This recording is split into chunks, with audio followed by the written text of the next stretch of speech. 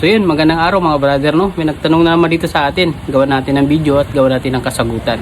Okay? Sir, tanong lang, sa papel ng motor ko July nakalagay. Tapos sa plate number ko, kakakuha ko lang number 2 yung last number. Expired ba ako?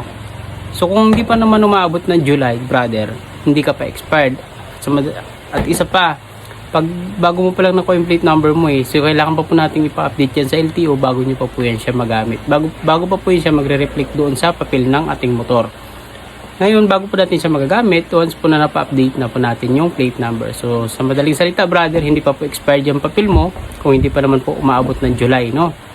Okay, kasi ang magagamit nyo lang naman yung plaka ninyo, yung plate number ninyo, kapag na-update na po. Pero once po na napa-update po ninyo yung plate number ninyo sa LTO, automatic po na yan na po yung masusunod. Ibig sabihin, kung 2 po yung last digit ng number ninyo, every February of the year po kayo mag-re-renew. So yun lang brother, sana nakatulong. Salamat.